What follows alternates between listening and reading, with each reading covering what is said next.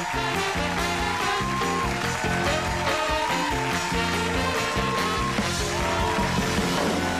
right, everybody, we are back. My next guest is a terrific actress who just received a Golden Globe nomination for her performance in the new movie, A Beautiful Mind. Please welcome Jennifer Connelly.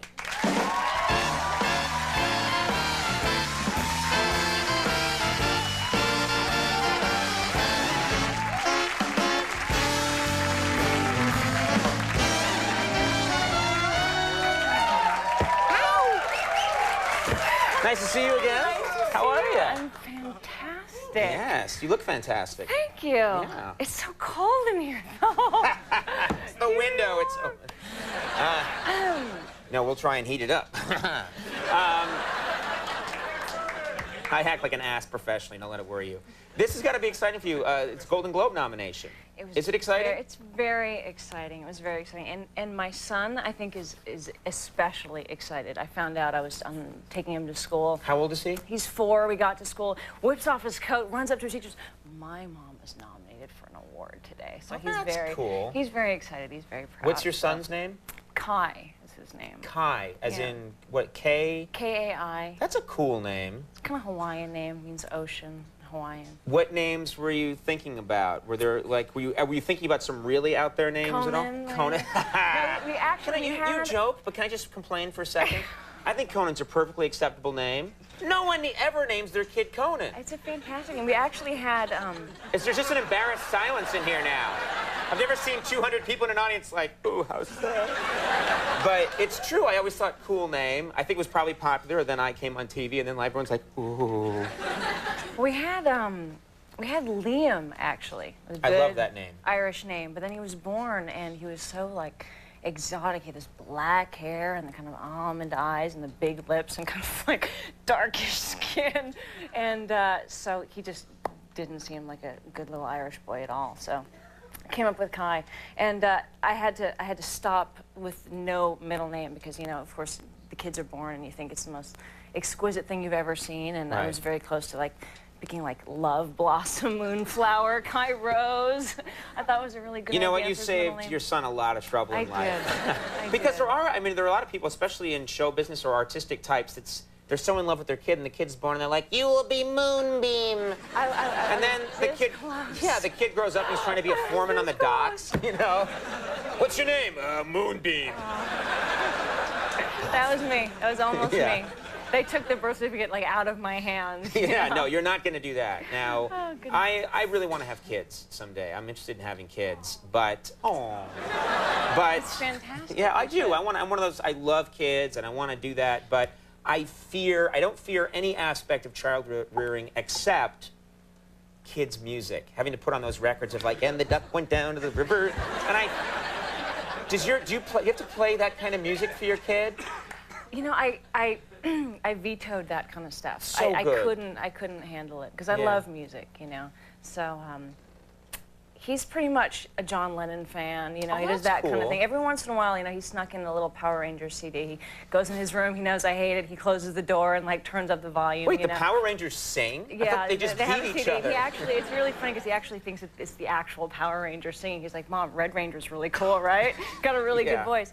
But he likes cool music. He's kind of a rocker. We're driving one day, we're listening to some music. He's like, Mom, who's this? I was like, it's Jimi Hendrix. He's like, nice guitar.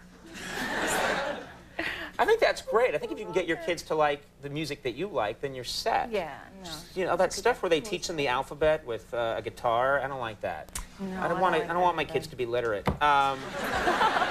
Just watch TV.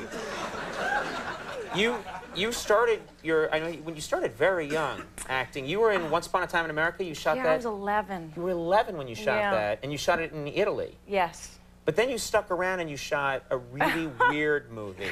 Tell us about that movie. Like, people know about this movie. What was it called?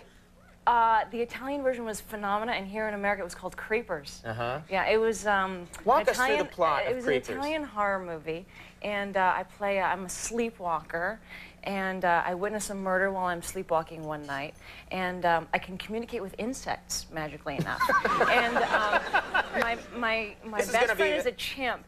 Also, It's really fantastic. This will be an NBC sitcom next fall. There's some great scenes of me with like electrodes on my head. They're doing like electroencephalogram, and you know, like the insects come and rescue me when I'm being tortured by the other girls in my boarding school. You know, that kind of thing. How do insects rescue you? Come with me. I will help you. I was being picked on by all these other girls, and all of a sudden the wind comes up, and I start saying, I love you all, and fans come, and the insects swarm the other girls. Right, right. Well, I'm just you should check curious. it out. It's really You've done a lot of, well, now people are going to be like, I've got to see this insect woman who controls a chimp.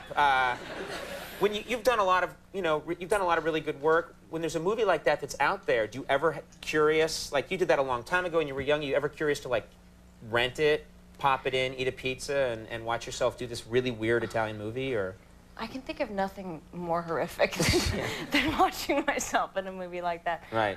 But there was a period of time where I felt that many of the films that I did, I wasn't too fond. Well, that's a lot of people can't watch themselves. Yeah, but it kind of functions as a comedy if you're in the right frame of mind. So, you know. See, I'm not that way. I turn on my show every night and go, he's so pretty.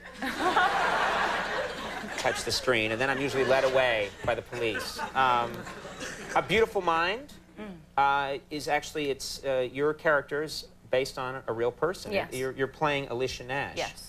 You actually met with Alicia Nash. I Is that did. right? I wanted to meet her. It felt important to me. I mean, our movie is inspired by their lives and the events of their lives. And similarly, our version of Alicia is a fictionalized version of her.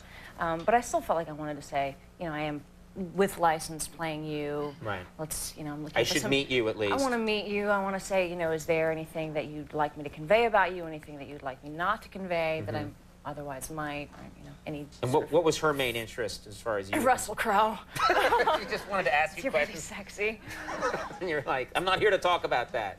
We have a clip from the film. Do we need to know anything for this clip? This is our first date with John Nash, who later becomes my husband, and I've sort of gone into his office and asked him out, and don't know where we're going to go, and this is where we wind up. All right, let's take a look at this clip from A Beautiful Mind. May I present? Miss Alicia Loden. How do you do? Professor, please, you can go. Wait 1 second, I'm sorry. I want a copy of this. First big date and all, So, you boys need to look good. Which is not a state you find yourselves in altogether naturally. There. Better. Surprising him. Just keep on surprising him. Present.